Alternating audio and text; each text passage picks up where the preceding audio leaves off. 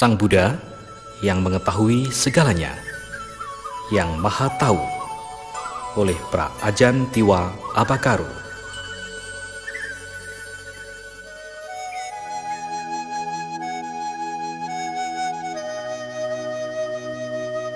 Dunia ini digelapkan oleh awija, yaitu kebodohan batin dan hayalan atau ilusi. Ketika Sang Buddha hadir ke dunia, dunia ini diterangi oleh Dhamma atau ajaran kebenaran. Buddha menunjukkan jalan bagi semua makhluk agar terbebas dari penderitaan. Tiada seorang pun di tiga alam kehidupan yang dapat dibandingkan dengan Sang Buddha. Beliau amat dihormati oleh semua makhluk. Beliau memiliki kesucian, kebijaksanaan, dan welas asih yang luar biasa. Sang Buddha adalah guru yang menunjukkan jalan ke Nibbana, yaitu kebahagiaan tertinggi, bebas dari kematian. Terberkahilah seluruh pemirsa. Pembicaraan ini disusun oleh Mind Development Foundation. Objek pembicaraan kali ini adalah mengilustrasikan hubungan bintang di alam semesta dengan Nibbana dalam skala yang besar. Seperti saat kita mempelajari peta Thailand, di halaman pertama kita dapat melihat peta dari seluruh negara dalam skala besar, tanpa detail. Untuk dapat melihat detailnya, seseorang harus mencari petunjuk dari setiap area agar menemukan lokasi sekarang dan bagaimana meneruskannya lebih lanjut. Demikian pula, dalam pembicaraan saya ini akan meliputi proses terbentuknya alam semesta, mulai dari bintang-bintang yang berevolusi menjadi dunia, bagaimana makhluk dunia, hingga Nibbana. Pembicaraan ini akan melewatkan semua detail dasar. Siapapun yang ingin mengetahui detailnya, maka harus mencarinya sendiri. Orang yang telah mempelajari secara rinci akan dapat melihat hubungannya dengan lebih jelas. Dalam mempelajari Buddhisme, jika kita belajar dalam terminologi filsafat, mungkin akan bingung, dikarenakan filsafat berdasarkan hipotesis, pemikiran, dan spekulasi. Filsafat dapat membingungkan, seperti orang-orang buta yang mendiskusikan tentang seekor gajah setelah menyentuhnya. Setiap orang akan mendapat gambaran dari sudut yang berbeda. Tetapi hal ini bukanlah kenyataan atau realitas, bukan yang sebenarnya. Jika kita mempelajari Buddhisme berdasarkan ilmu pengetahuan dan menghubungkannya dengan penemuan ilmu pengetahuan modern, kita akan mempunyai pengertian yang lebih mendalam dan lebih jelas tentang Buddhisme. Ilmu pengetahuan menemukan hukum alam berdasarkan realitas, sedangkan Dhamma dalam Buddhisme menemukan hukum realitas menurut alam. Buddhisme bahkan lebih mendalam dan lebih luas cakupannya dibandingkan dengan ilmu pengetahuan modern. Ini akan menuntun kita agar memiliki keyakinan dan kepercayaan yang lebih besar terhadap pengetahuan dari Sang Buddha. Kebijaksanaan yang muncul dari penerangannya adalah bahwa beliau mengetahui segalanya di alam semesta. Maka kita dapat mengikuti ajarannya dengan keyakinan dan kebijaksanaan.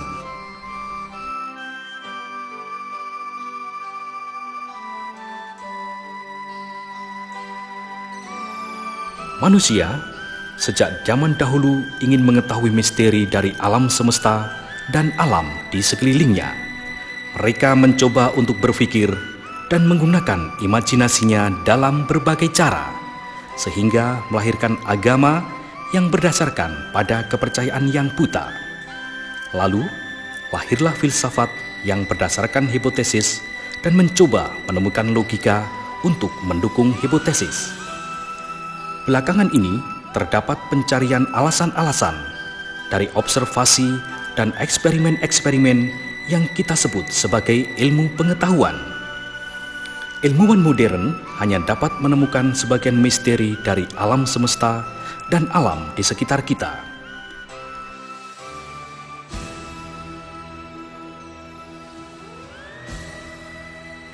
seorang ilmuwan yang jenius pada zaman sekarang yang mencoba menemukan misteri dari alam semesta adalah Albert Einstein, yang menemukan teori relativitas. Dia adalah keturunan Yahudi, tetapi dia memuji Buddhisme. Buddhisme adalah agama yang sesuai dengan ilmu pengetahuan atau saintifik. Buddhisme adalah agama kosmik. Buddhisme adalah agama masa depan. Karena Buddhisme melingkupi hal-hal yang bersifat jasmani atau material dan batin atau spiritual. Ilmuwan modern dapat mengerti tentang fisika dan sifat alamiah dari bintang, dapat mengenal alam dengan baik, dan dapat menghitung pergerakan bintang secara tepat. Tetapi, beberapa misteri masih sebatas dalam imajinasi dan pemikiran, seperti teori Big Bang atau teori dunia diciptakan dalam 7 hari.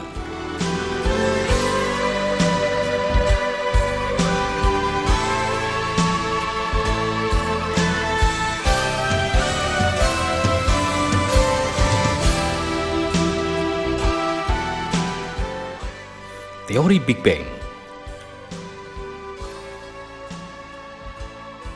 Pada tahun 1920, seorang astrolog Amerika Serikat bernama Edwin Hubble menemukan bahwa alam semesta terdiri dari banyak galaksi atau gugus bintang yang bergerak saling menjauh satu dengan yang lainnya. Ketika menghitung untuk menyelidiki kembali arah dari galaksi-galaksi ini, sepertinya seolah-olah galaksi-galaksi itu bertemu di satu titik. Setelah itu, mereka menghitung waktu mundur ke lokasi itu. Mereka mengasumsikan teori bahwa suatu ketika sekitar 15.000 juta tahun yang lalu, di alam semesta ini terdapat telur yang sangat besar sekali, yang dinamakan telur kosmik.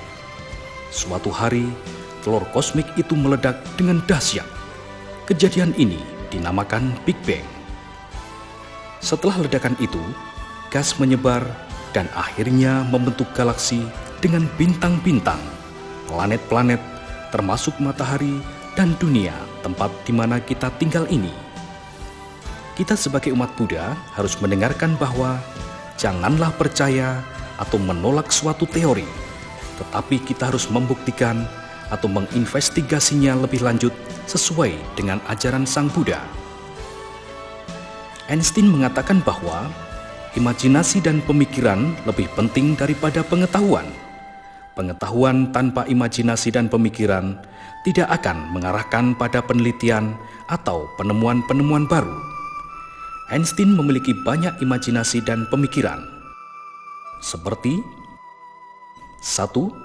Teori relativitas atau E sama dengan mc kuadrat yang menjelaskan tentang fenomena fisik dari bintang-bintang. 2. Dia merenungkan bagaimana Tuhan membentuk alam semesta. Teori ini bolak-balik muncul di pikirannya. Ini adalah pertanyaan yang tidak terjawab.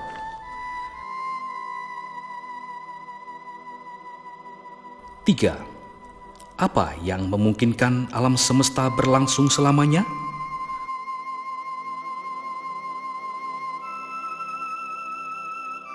4. Alam semesta muncul dari ketiadaan, mungkin lenyap dengan cara yang sama. Cara berpikir demikian berhubungan dengan teori Buddhis tentang bukan diri atau anatta.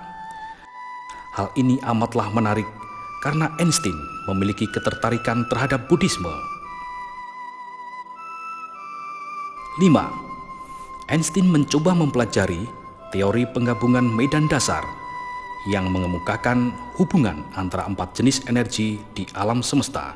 Jika ia dapat memecahkannya, ilmu alam tentang cakrawala akan dapat dimengerti dengan lebih baik. Einstein tidak dapat menemukannya. Dia keburu meninggal.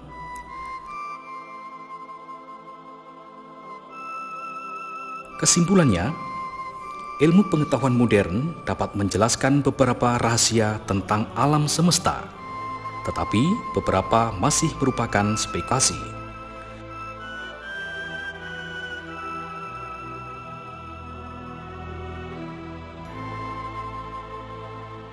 kita perlu mempelajari basis dari fakta astronomi sekarang ini. Saya akan menuntun Anda pada perjalanan melewati alam semesta. Ikutilah.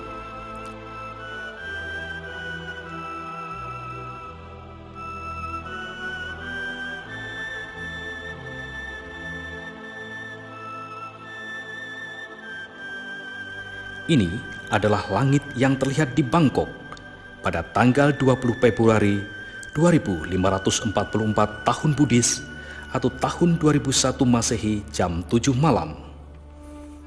Alam semesta.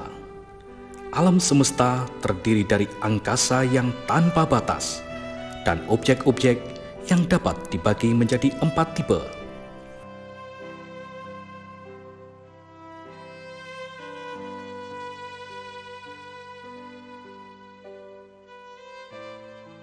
Satu, tipe yang terdekat adalah planet. Malam ini kita dapat melihat 3 di antaranya, yaitu Venus, Saturnus, dan Jupiter.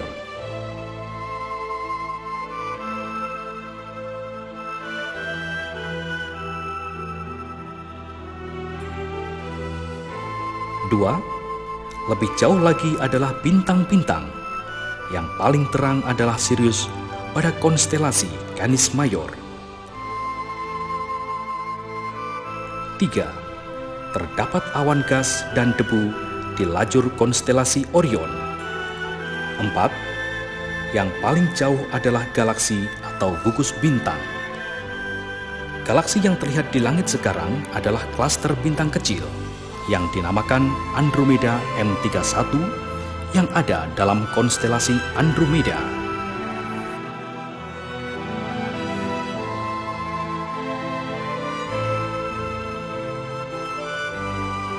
Setiap galaksi berisi miliaran bintang dan ada berjuta-juta galaksi di alam semesta ini.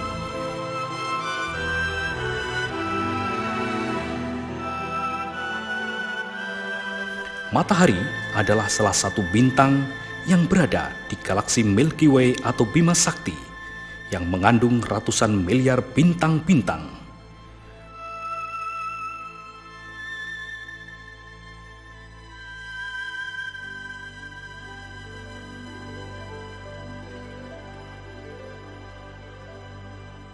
Gambar ini adalah gambar galaksi Bima Sakti, bentuknya seperti roda. Matahari tidak berada di pusat galaksi, tetapi di pinggiran galaksi Bima Sakti. Matahari memiliki planet-planet yang mengitarinya. Inilah yang disebut dengan sistem tata surya atau solar system. Merkurius adalah planet yang terdekat dengan matahari, mengitari matahari dalam waktu 88 hari. Venus dalam waktu 225 hari, Bumi dalam waktu 365,25 hari, Mars dalam waktu 697 hari, Jupiter dalam waktu 12 tahun, Saturnus dalam waktu 29,50 tahun, Uranus dalam waktu 84 tahun, Neptunus dalam waktu 165 tahun, dan Pluto 248 tahun. Ketiga anggota tata surya terakhir, yaitu Uranus, Neptunus, dan Pluto, tidak dapat dilihat dengan mata telanjang. Bumi mengelilingi matahari, sedangkan bulan mengelilingi bumi. Kita sekarang duduk di bumi, mempelajari alam semesta. Berikutnya, kita akan belajar Dhamma.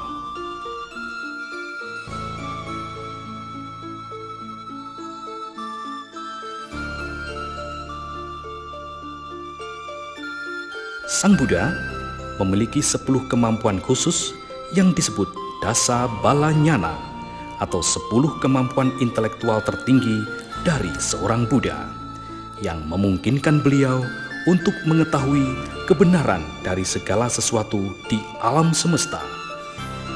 Marilah kita belajar tentang alam semesta yang sesuai dengan ajaran Sang Buddha.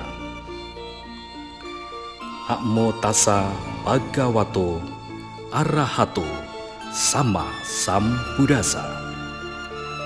Terpujilah Sang Bhagawa yang Maha Suci, yang telah mencapai penerangan sempurna. Sang Buddha memiliki banyak sebutan. Salah satunya adalah Sabanyu, yang berarti yang Maha Tahu. Sang Buddha menyatakan bahwa pengetahuan yang beliau peroleh di malam saat mencapai penerangan sempurna amatlah banyak. Tetapi yang diajarkannya hanyalah sebagian kecil. Ibaratnya hanya segenggam daun dibandingkan dengan dedaunan yang berada di dalam hutan. Ajaran utama Sang Buddha adalah mengenai penderitaan dan jalan untuk mengakhiri penderitaan. Tetapi kita masih dapat belajar tentang misteri alam semesta dari penemuan beliau saat mencapai penerangan sempurna. Kata dunia atau loka dalam pengertian Buddhis dapat dibagi menjadi 3 karakter,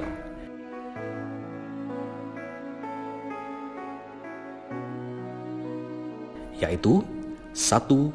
Okasa loka atau alam semesta. 2.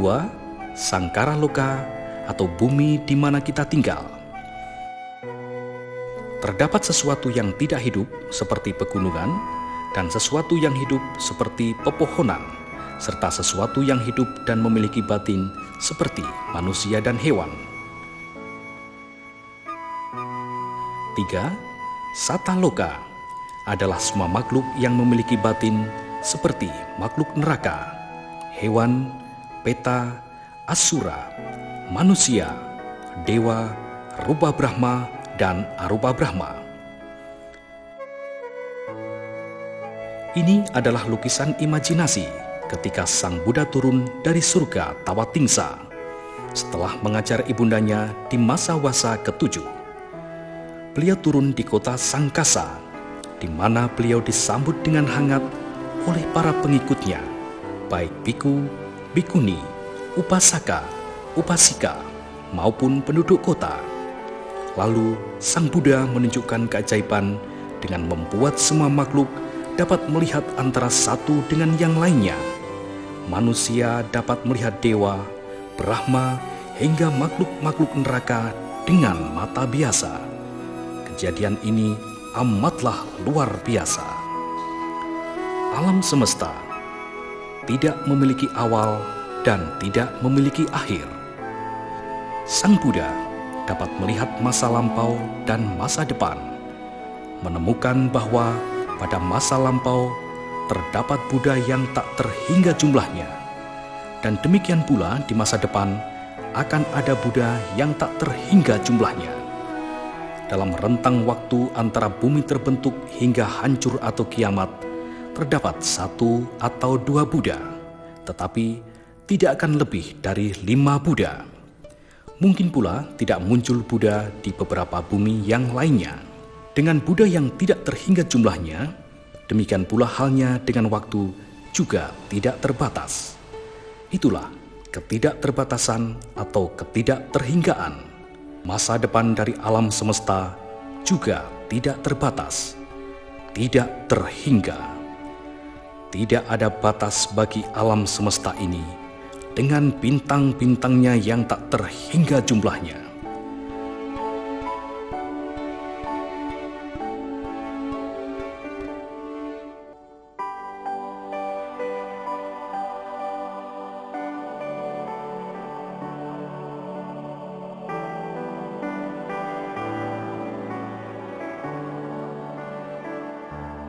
Terdapat cerita tentang seorang pertapa yang sangat kuat.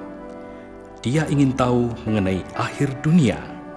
Dia melayang dengan kecepatan sangat tinggi di udara selama 100 tahun. Apa yang ia temukan adalah dunia tidak memiliki akhir. Ia meninggal di udara, terlahir menjadi dewa, dan dewa ini bertanya kepada Sang Buddha, "Di manakah akhir dari dunia?" Sang Buddha menjawab, "Akhir dari dunia ada di dalam diri kita sendiri. dunia di luar diri tidak memiliki akhir. Jumlah bintang-bintang juga tidak terbatas.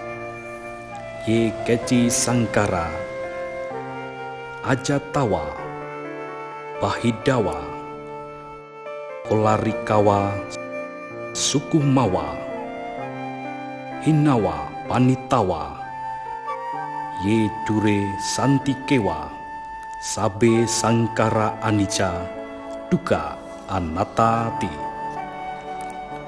Yang artinya segala yang terbentuk, baik kasar maupun halus, baik dalam diri sendiri maupun di luar diri sendiri, baik rendah maupun luhur, baik jauh maupun dekat, semua yang terbentuk itu selalu berubah, menimbulkan penderitaan dan tanpa aku.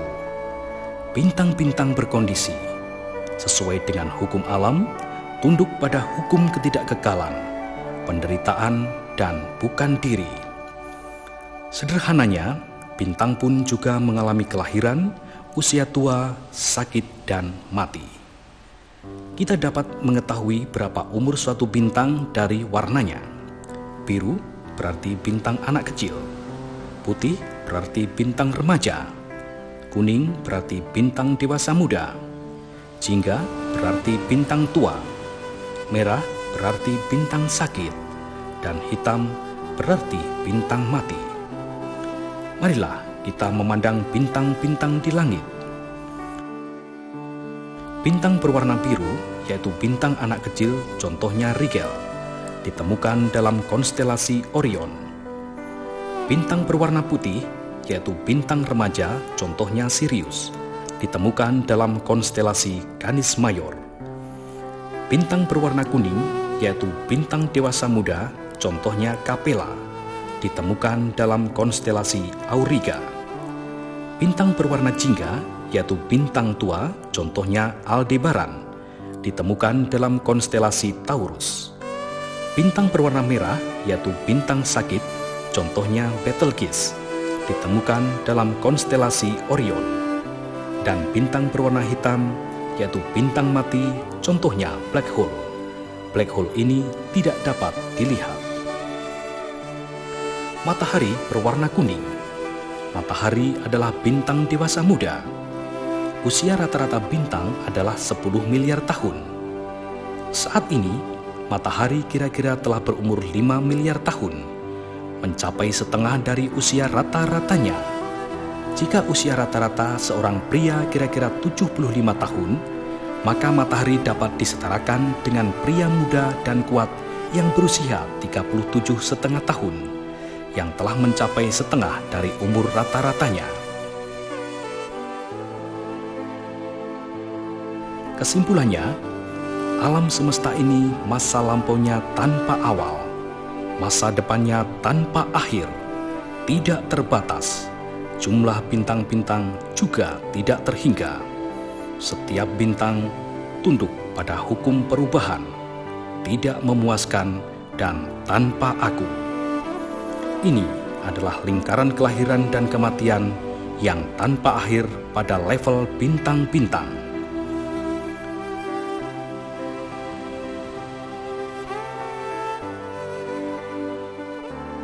Memandang bintang-bintang di langit dari sisi keduniawian akan menambah kekotoran batin. Akan tetapi, melihat dari sisi dhamma akan melihat ketidakkekalan, penderitaan, dan bukan aku. Ini akan mengurangi kekotoran batin. Dalam lingkup ilmiah, terdapat teori yang dinamakan teori keadaan konstan, yang mendeskripsikan bahwa alam semesta ini tanpa awal dan tanpa akhir. Tetapi bintang juga mempunyai kelahiran dan kematian. Namun secara rata-rata, alam semesta itu konstan atau berlangsung secara terus-menerus.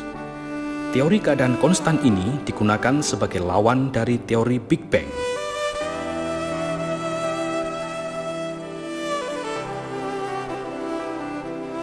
Akan tetapi, sekarang ini ilmuwan cenderung lebih percaya pada teori Big Bang, dihubungkan dengan penciptaan oleh Tuhan karena melibatkan lebih banyak imajinasi, sedangkan teori keadaan konstan terlalu realistis dan memerlukan imajinasi lebih lanjut. Teori ini tidak disukai oleh para filsuf.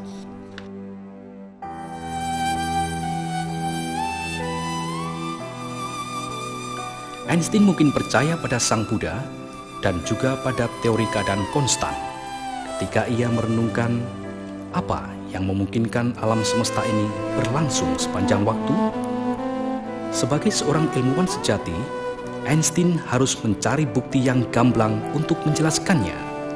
Ia berusaha memformulasikan teori penggabungan medan dasar yang menggambarkan hubungan antara 4 macam energi di alam semesta untuk menjelaskan fenomena nyata dari alam semesta.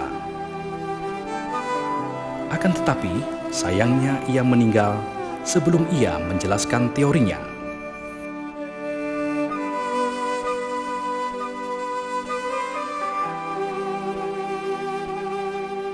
Sementara ilmuwan modern masih mencoba untuk memecahkannya, tetapi masih belum berhasil. Jika seseorang bertanya pada ilmuwan sejati tentang asal mula alam semesta, dia malahan akan diminta untuk menunggu hingga jawaban yang nyata ditemukan. Suatu fakta telah disatukan dan tanpa argumen.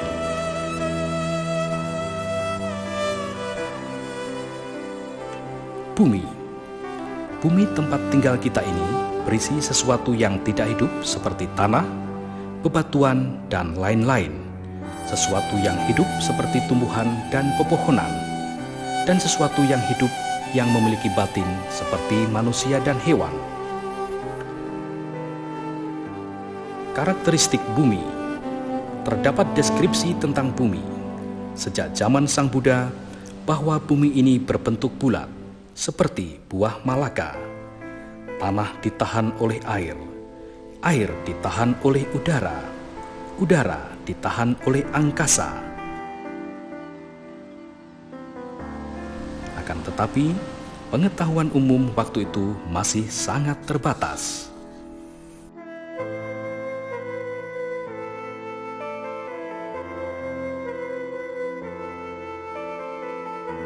Bagaimanakah bumi ini terbentuk? Terbentuk secara alamiah. Dengan temperatur optimal, 4 unsur muncul. Dengan adanya 4 unsur, kehidupan muncul. Dengan adanya kehidupan, batin muncul. Dengan adanya batin, muncullah perbuatan atau kama. Dengan adanya kama, muncul dhamma. Unsur dalam pengertian ini bukanlah unsur seperti H2, O2, atau Fe, dan lain-lain, tetapi mengacu pada kondisi atau keadaan. Unsur tanah mengacu pada keadaan padat. Unsur air mengacu pada keadaan cair. Unsur api mengacu pada keadaan panas. Dan unsur udara mengacu pada keadaan gas atau sesuatu yang bergerak.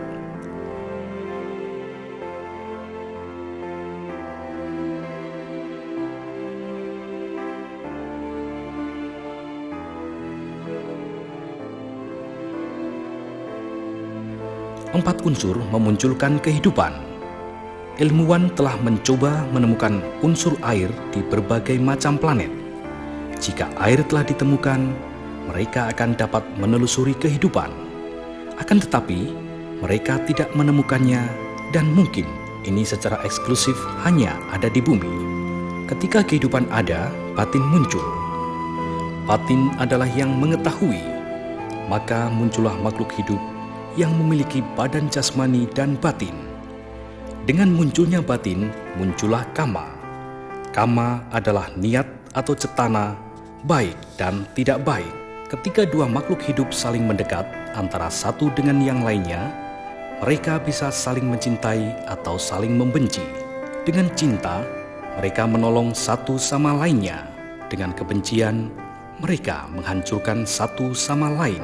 Inilah bagaimana proses munculnya kama.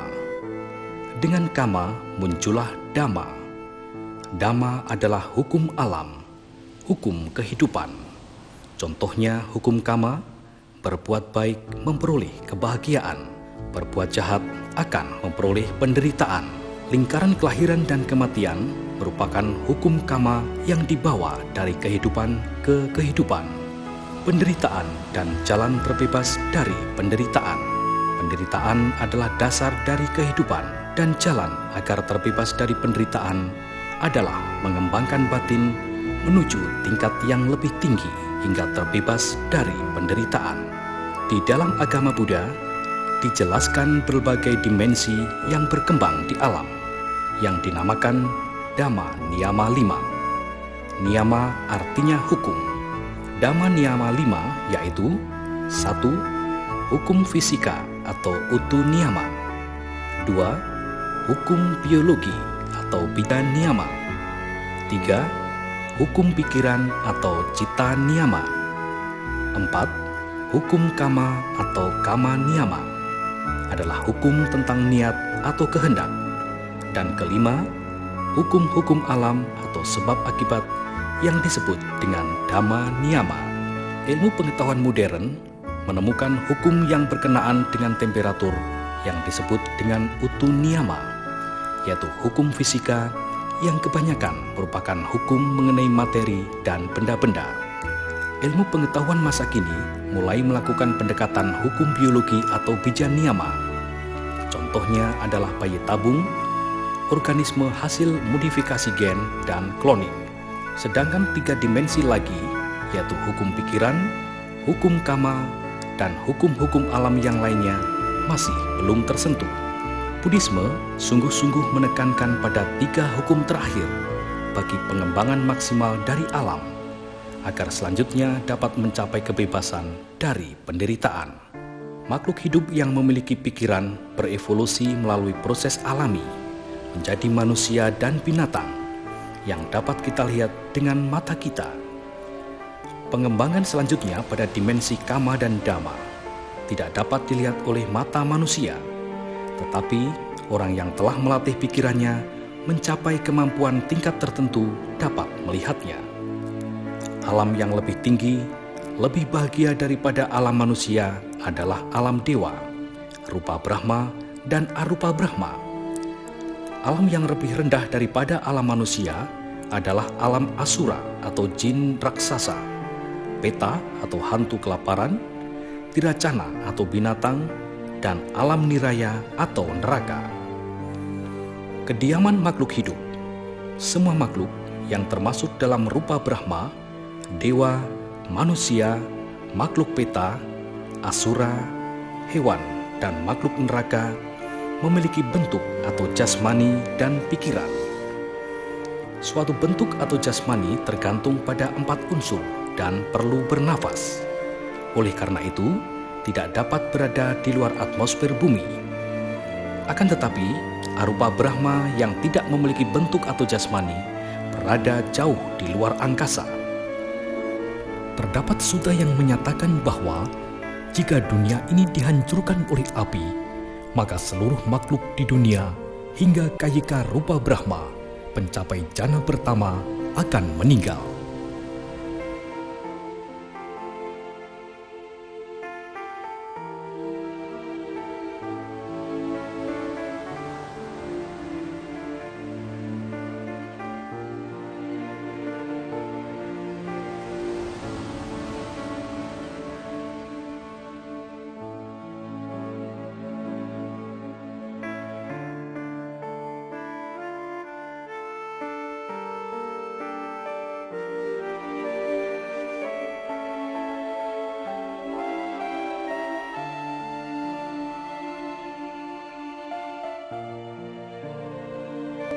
Dipastikan bahwa kediaman makhluk dunia tergantung pada 4 unsur. Tidak dapat keluar dari atmosfer. Atmosfer 1. Lapisan pertama yang jaraknya 0 hingga 15 km dari permukaan bumi disebut troposfer, di mana terdapat angin, awan, dan hujan. Arah angin bisa vertikal dan horizontal. Jumbo Jet 747 mencapai level sekitar 10 km, mulai jatuh jika mencapai kantung udara. 2. Lapisan kedua yang jaraknya 15 hingga 50 km dari permukaan bumi disebut stratosfer, berisi bermacam lapisan. Yang terpenting adalah lapisan ozon yang melindungi dari sinar ultraviolet dari matahari, sehingga makhluk hidup di bumi tidak akan musnah. 3. Lapisan ketiga yang jaraknya lebih dari 50 km dari permukaan bumi. Di antara lapisan-lapisan terdapat satu lapisan yang disebut ionosfer. Nitrogen dan oksigen pecah menjadi ion-ion. Ini terjadi sekitar 15.000 km dari permukaan bumi. Dewa dan Rupa Brahma tidak dapat eksis di luar lapisan ini. Inilah dunia yang berkondisi. Apakah ini hanya khusus ada di bumi di mana kita tinggal? Jawabannya adalah di alam semesta terdapat hal seperti ini yang tidak terhitung jumlahnya. Dalam sistem tata surya di mana kondisinya optimal, maka dunia yang berkondisi dan semua level makhluk hidup dari neraka hingga arupa Brahma akan ada atau eksis. Ini adalah pengetahuan yang menakjubkan dari Sang Buddha berkenaan dengan alam semesta seperti yang digambarkan dalam Culanik Sutta Anguttara Nikaya. Singkatnya adalah bulan dan matahari bersinar ke segala arah. Jangkauan sinar matahari dijadikan dasar untuk menentukan satu solar system atau tata surya. Dalam sistem tata surya terdapat dunia manusia, dewa, Brahma, seperti yang telah digambarkan.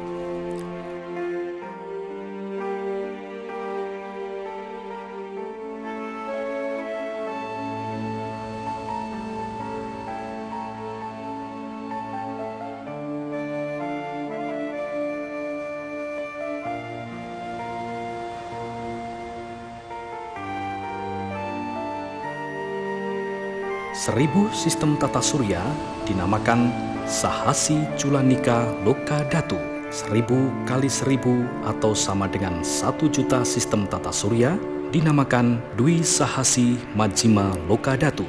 1000 kali 1000 kali 1000 atau sama dengan 1 miliar sistem tata surya dinamakan Tisahasi Mahasahasi Loka Dhatu.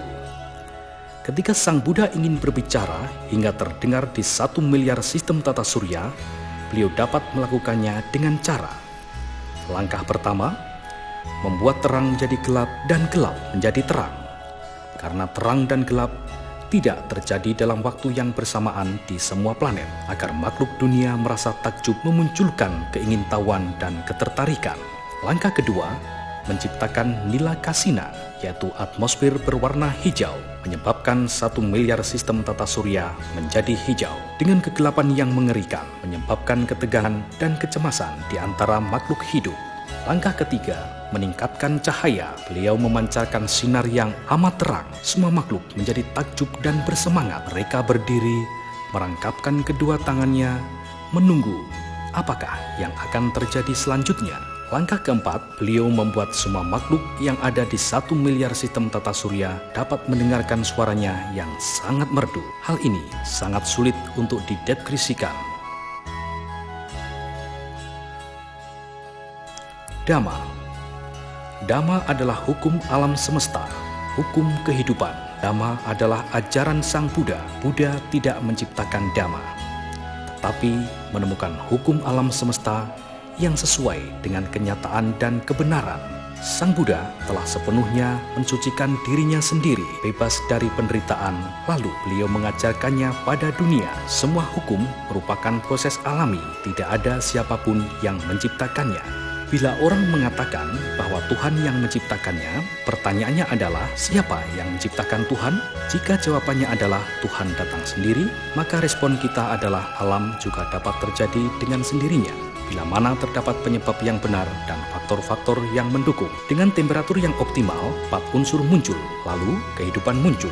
Dengan adanya kehidupan, batin muncul. Dengan adanya batin, muncullah perbuatan atau kama.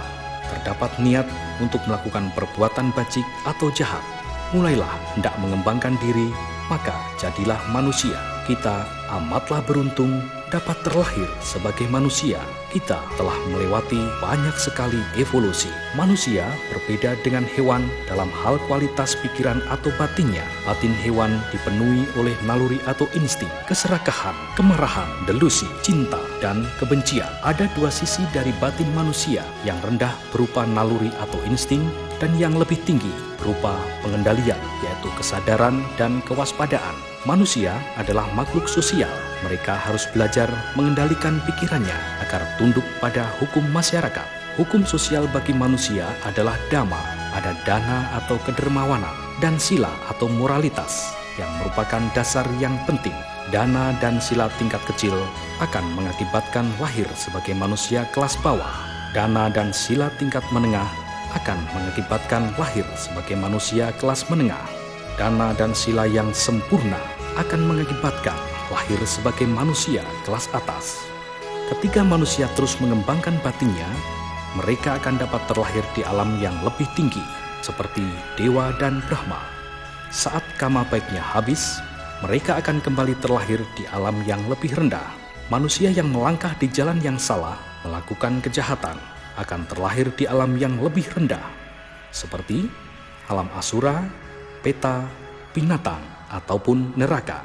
Inilah sebabnya mengapa semua makhluk di dunia yang masih berputar-putar dalam lingkaran kelahiran dan kematian merupakan subjek ketidakpastian. Mereka bisa terlahir di alam mana saja, dari neraka hingga alam arupa Brahma, berputar-putar, meninggal, dan lahir kembali secara terus-menerus tanpa akhir. Siapa yang dapat melihat bahaya dari siklus kelahiran dan kematian ini akan berusaha untuk mencari jalan keluarnya. Seseorang yang menemukan jalan dan mengajarkannya pada semua makhluk disebut Sama Sambuddha. Keberadaan Sama Sambuddha sungguh-sungguh teramat jarang. Keberadaan bumi dari terbentuk hingga hancurnya disebut satu kapa.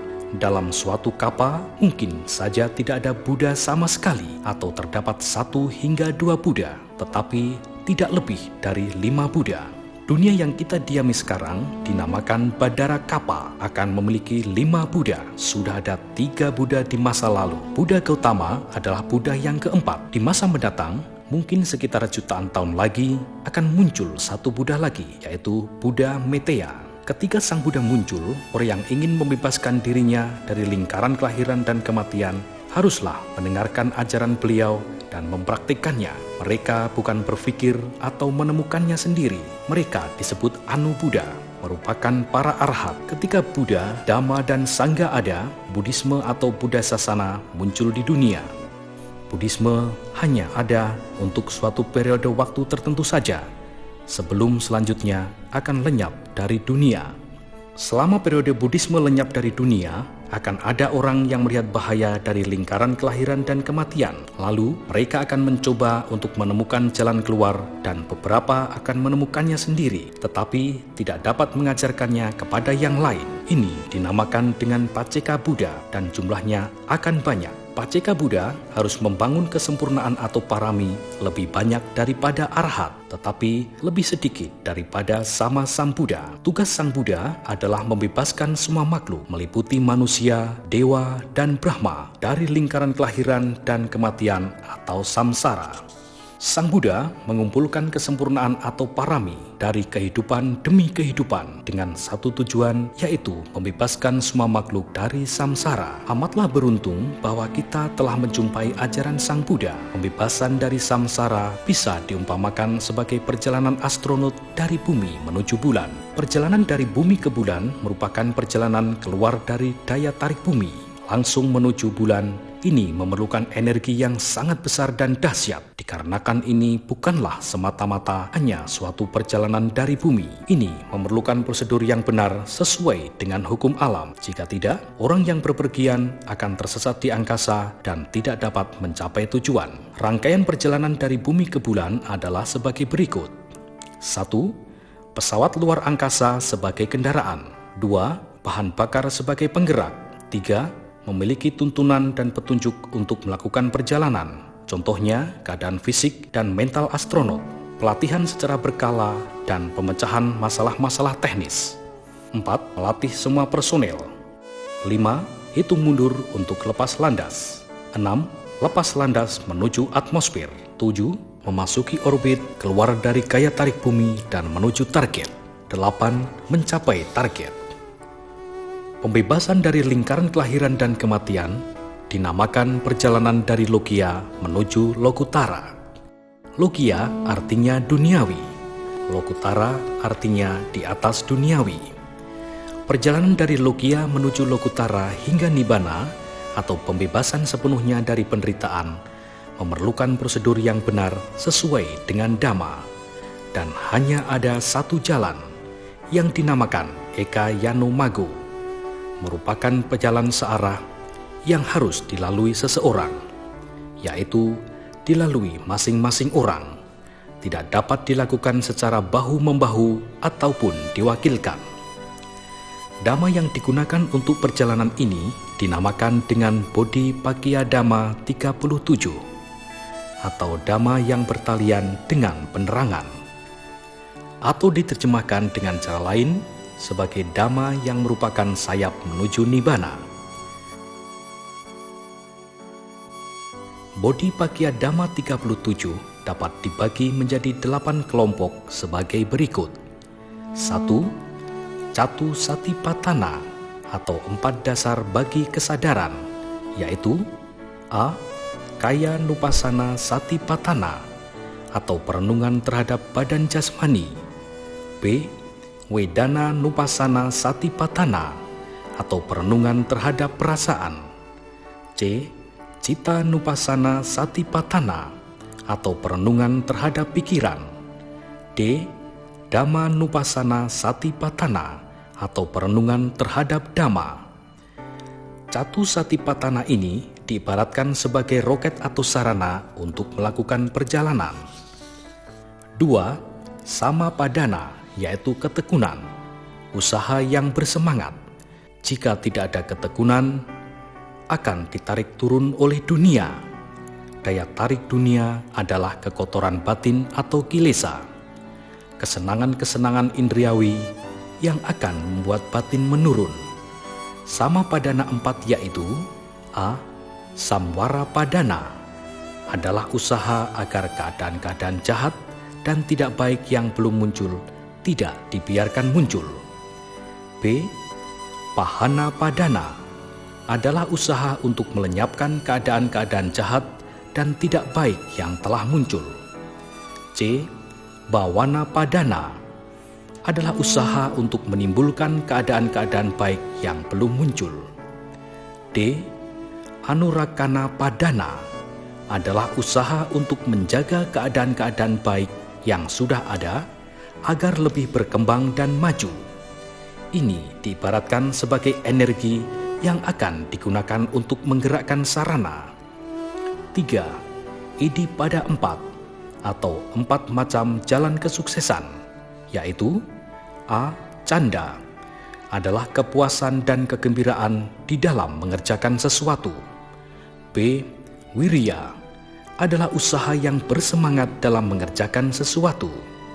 C. Cita, adalah memperhatikan dengan sepenuh hati pada hal-hal yang sedang dikerjakan. D. Wimamsa, adalah merenungkan dan menyelidiki alasan-alasan di dalam hal-hal yang sedang dikerjakan. Ini diibaratkan sebagai pedoman dan petunjuk dalam perjalanan. 4. Indria 5 atau 5 macam kemampuan, yaitu A. Sadindriya, adalah kemampuan dari keyakinan. B. Wirindriya, adalah kemampuan dari usaha atau semangat. C. Satindriya, adalah kemampuan dari kesadaran. D. Samadindriya, adalah kemampuan dari konsentrasi atau meditasi. E. Panindriya, adalah kemampuan dari kebijaksanaan. Ini diibaratkan sebagai pelatihan personel. 5. Pengembangan dari 5 indria menuju kesiapan yang lebih mantap atau pancabala, yaitu sadabala, adalah kekuatan dari keyakinan. Wiryabala adalah kekuatan dari usaha atau semangat. Satibala adalah kekuatan dari kesadaran. Samadhibala adalah kekuatan dari konsentrasi atau meditasi, dan Panyabala, kekuatan dari kebijaksanaan. Indria 5 harus dilatih secara bersamaan dan sungguh-sungguh agar menjadi kekuatan, barulah dapat melakukan perjalanan. Kebanyakan praktisi masa kini ada pada level Indria 5, karena itu masih belum dapat melakukan perjalanan. Ini diibaratkan sebagai hitung mundur untuk lepas landas. 6. Sata bujjhanga atau 7 faktor penerangan batin, yaitu A. Sati, perhatian dan kemampuan untuk mengingat. B. Dhamma wicaya, penyelidikan terhadap dhamma. C. Wirya, semangat. D. Piti, kegiuran dan kegembiraan yang mendalam. E. Pasadi, ketenangan. F. Samadhi, konsentrasi. G. Upeka atau keseimbangan batin. Ini diibaratkan tinggal landas menuju keluar angkasa. 7. Jalan mulia berunsur 8 atau maga 8, yaitu A. Samaditi atau pandangan benar. B. Sama sangkapa atau pikiran benar. C. Sama waca atau ucapan benar. D. Sama kamanta atau perbuatan benar. E. Sama ajiwa atau mata pencaharian benar. F. Sama wayama atau usaha benar. G. Sama sati atau perhatian benar. H. Sama samadhi atau konsentrasi benar. Singkatnya adalah sila, samadhi, dan panya. Ini diibaratkan memasuki orbit, keluar dari daya tarik bumi, menuju target atau perjalanan dari lokia menuju lokutara. 8. Mencapai nibbana, mencapai tujuan atau target, terbebas dari penderitaan. Ini diibaratkan telah mencapai target. Ketika pada tingkat jalan mulia berunsur 8, awalnya masih ada daya tarik bumi. Dengan terus berusaha, daya tarik akan berkurang hingga 0. Ini dinamakan Kutrabu Nyana atau tingkat antara akhir dari lokia dan awal dari lokutara. Dari situ, seseorang memasuki lokutara di atas duniawi, mulai dari sotapana atau pemasuk arus, seseorang yang tidak akan dapat ditarik kembali ke duniawi. Dengan pengembangan lebih lanjut, mereka akan berubah menjadi sakadagami, anagami, dan kemudian arahat yang telah terbebas sepenuhnya dari kekotoran batin. Nibbana artinya terbebas dari keserakahan, kebencian, dan kegelapan batin. 5 kelompok kehidupan menjadi suci murni, batinnya suci, murni, terang, dan bersih. Batin tidak lagi bergabung dengan 4 unsur. Batin di saat meninggal dinamakan parinibbana. Saat kematian terakhir, seluruh kelompok kehidupan padam sepenuhnya. Di malam saat Sang Buddha mencapai penerangan sempurna, 45 tahun sebelum kanda parinibbana, pada saat bulan purnama di bulan ke-6 atau penanggalan berdasarkan peredaran bulan, di sore hari saat Pangeran Siddhartha duduk di bawah pohon Bodhi di Bodh Gaya, India. Beliau mengingat masa lalunya saat berusia 7 tahun. Ketika ayahandanya membawanya pada upacara membajak dari kerajaan, ia duduk di bawah pohon dan berkonsentrasi terhadap nafas. Pikirannya terpusat dan mencapai tingkat pertama dari meditasi atau jana pertama. Beliau lalu menggunakan nafasnya sebagai dasar kesadaran, karena beliau telah mencapai kesempurnaan atau parami yang penuh. Usaha benar atau Samapadana 4, jalan kesuksesan atau Iddhipada 4, dan kemampuan atau Indriya 5 telah sempurna. Begitu pula dengan kekuatan atau Pancabala juga sudah sempurna, siap untuk menempuh perjalanan. Beliau lalu memasuki 7 faktor penerangan sempurna. Pada waktu jaga pertama, beliau dapat mengingat banyak kehidupan lalunya yang bukan merupakan jalan untuk mengakhiri penderitaan. Kemampuan ini disebut Pubeniwa Sanusati Nyana. Pada waktu jaga menengah, beliau dapat melihat kelahiran dan kematian dari makhluk-makhluk. Tetapi ini juga bukan jalan untuk terbebas dari penderitaan. Ini disebut dengan Cutu Papata Nyana. Pada waktu jaga terakhir, beliau merenungkan 4 kebenaran mulia dari penderitaan dan jalan menuju berakhirnya penderitaan atau 4 Arya Saca. Beliau menyadari bahwa jalan untuk mengakhiri penderitaan adalah jalan mulia berunsur 8 atau Maga 8. Beliau mengikuti jalan tersebut dan mencapai penerangan sempurna menjadi Sama Sambuddha yang dinamakan pengetahuan untuk mengakhiri kekotoran batin yang disebut dengan Asawa Kaya Nyana. Beliau mengajarkan Dhamma selama 45 tahun hingga parinibbana. Pertanyaan yang muncul kemudian adalah, kemanakah batin seorang arhat pergi bila ia meninggal? Sang Buddha bersabda, tidak di bumi, tidak di air, tidak di api, tidak di udara, bukan di alam manapun, dari neraka hingga alam rupa Brahma, bukan di alam akasanan cayatana, bukan di alam winyanan cayatana, bukan di alam akincanya yatana, bukan pula di alam newasanya nasanya yatana, bukan di angkasa di luar dunia, bukan di matahari, bukan di bulan, bukan di tata surya yang lain dimanapun, di galaksi manapun, bukan datang, bukan pergi, bukan berhenti, bukan juga berpergian atau berhenti dimanapun di alam semesta. Tiada kematian, tiada kelahiran.